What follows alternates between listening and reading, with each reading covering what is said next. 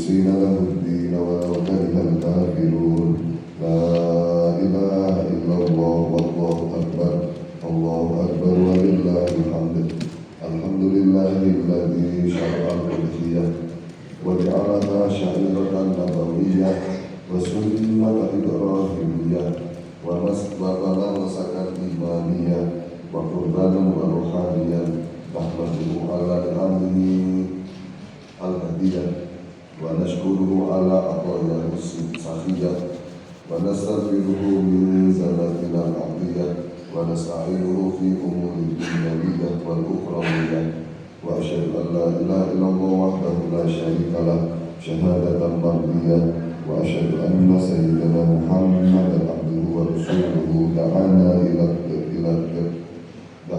إلى تزكية النفسية وعلمنا التضحية القلبية.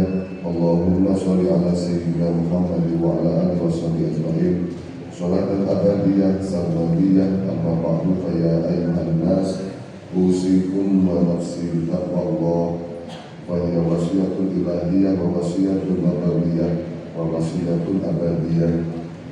Hadirin jamaah salat Idul Adha yang berbahagia, pada hari ini kaum muslimin berkumpul di beberapa tempat di penjuru dunia, yakni di masjid, di lapangan, untuk memuji dan bersyukur serta bersujud kepada Allah Subhanahu wa Ta'ala, mengumandangkan kalimat takbir dan tahmid, menyerukan keagungan zat Allah. Sebentar lagi sebagian kaum muslimin akan melaksanakan ibadah kurban dalam rangka mendekatkan diri kepada Allah. Kita tahu kurban itu bermakna adalah sebuah bentuk kedekatan. Kemarin kita telah sama-sama mengetahui di negara Arab, di kota Mekah, para jamaah haji telah berkumpul di Padang Arafah. Mereka melaksanakan ibadah wukuf. Mereka datang dari berbagai penjuru dunia dan berbagai ras dan budaya. Mereka datang untuk meninggalkan segala perbedaan, bersatu dalam pengabdian dan beribadah kepada Allah Subhanahu wa Ta'ala sambil mengumandangkan kalimat talbiyah, labbaik Allahumma labbaik labbaik la syarika laka labbaik innal hamda wan ni'mata laka wa la syarika lak. Semoga kelak kita oleh Allah ditakdirkan bisa melaksanakan ibadah haji di tahun yang mendatang. Amin.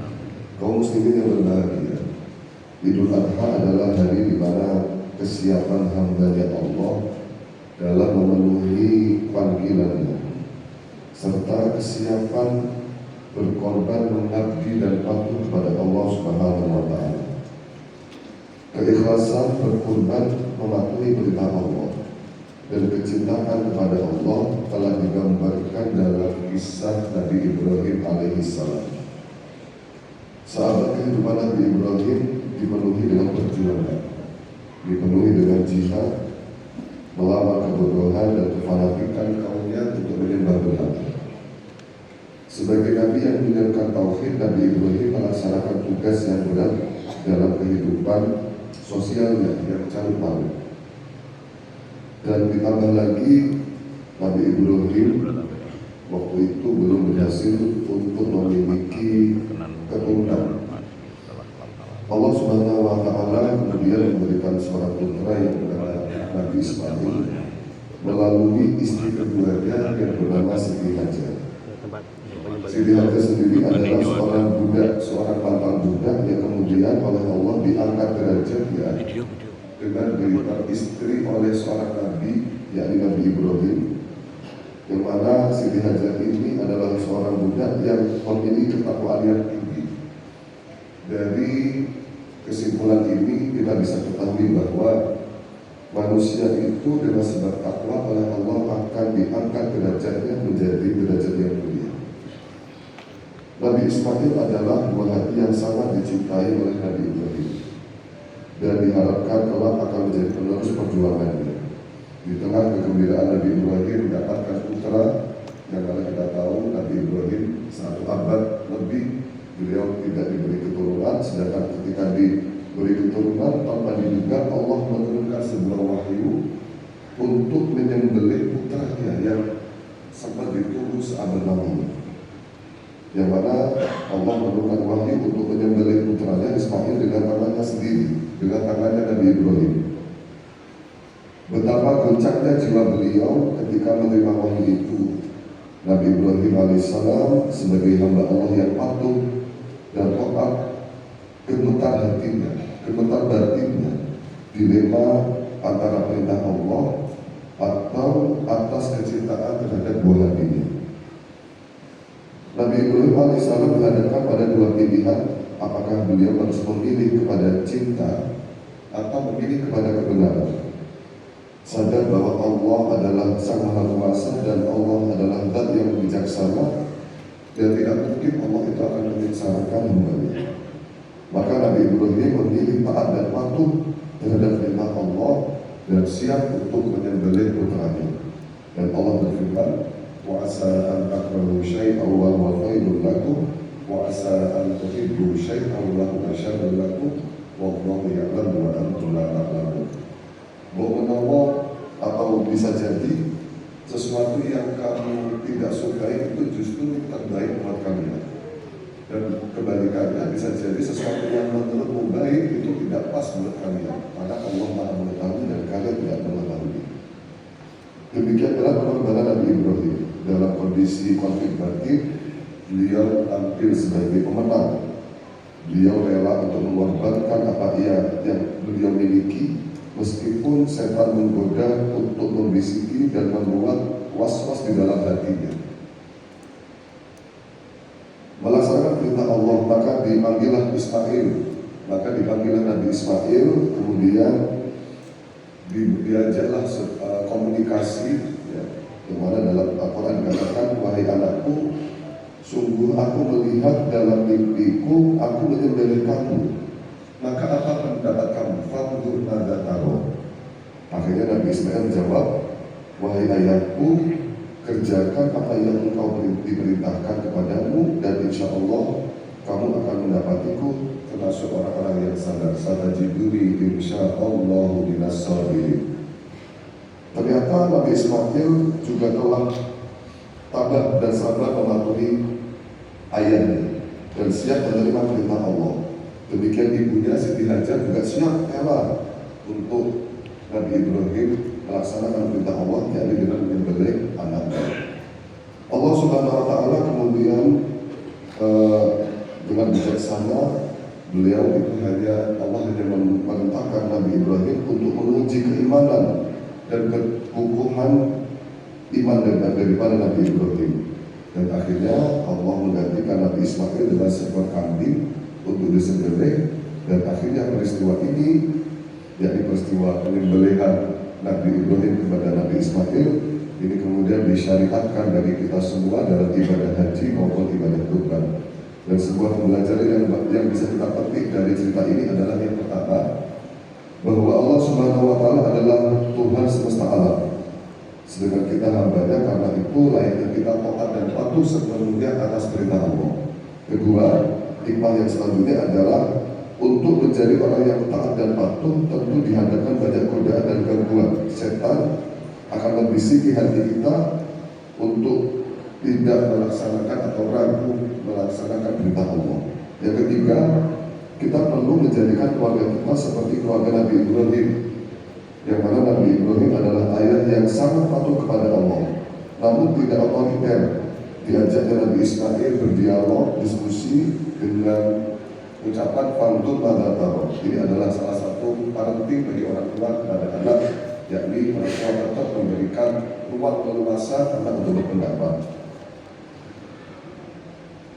Allahu Akbar walillahil hamd. Setiap hari raya Idul Adha kita diingatkan untuk peristiwa ini agar kita lebih giat untuk berkorban, ya, dan bukan sebaliknya, alias kita ini berkorban untuk sendiri-sendiri, bukan malah mengorbankan kepentingan orang lain. Dan setelah ini kita akan melaksanakan penyembelihan kurban. Bersyukur karena keikhlasan dalam berkurban, Allah akan memberikan rezeki yang tidak ada putusnya. Jadi salah satu dampak orang berkurban, Allah akan memberikan rezeki kepada mereka yang mau berkurban, rezeki yang tidak ada terputus. Sebagaimana firman Allah, Inna a'tainakal kautsar fasholli li rabbika wanhar inna syani'aka huwal abtar. Bagi orang-orang yang belum mampu berkorban, hendaknya berupaya berniat agar suatu saat nanti dia bisa berkorban minimal sekali dalam seumur hidup. Ada dawuh dari Syekh Jalaluddin Ar-Rumi, seorang sufi. Beliau mengatakan, jika kamu belum mampu untuk menyembelih kurban tahun ini, maka katakan dalam diri sendiri, wahai diriku, aku sembelihkan sifat kesombonganku dalam diriku. Jadi panjenengan kalau belum bisa berkorban tahun ini, jangan ngomong dalam diri sendiri, saya korbankan sifat egois, sifat sombong yang ada di dalam diriku. Sifat yang selama ini selalu menghantui kita, selalu mengganggu kita, selalu merasa benar, selalu merasa pandai, selalu merasa tahu. Mengingat banyak nikmat Allah yang diterima, maka bagi yang mampu mari kita upayakan untuk berkorban setiap tahun, karena Allah akan berjanji akan menggantinya menjadi pribadi yang menjadi hal yang lebih banyak. A'udzubillahi minasyaitonir rajim. Bismillahirrahmanirrahim. Inna a'tainakal kautsar fasholli li rabbika wanhar inna syani'aka huwal abtar. Ja'alana Allahu wa iyyakum minal a'idin wal faizin wa adkhilna wa iyyakum wa adkhalna wa iyyakum fi zumrati ibadis shalihin wa qul rabbi warham wa anta khairur rahimin.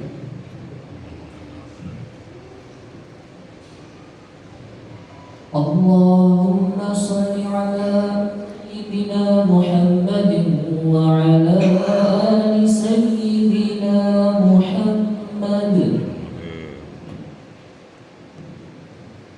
Allahu akbar, Allahu akbar, Allahu akbar, Allahu akbar, Allahu akbar, Allahu akbar, Allahu akbar.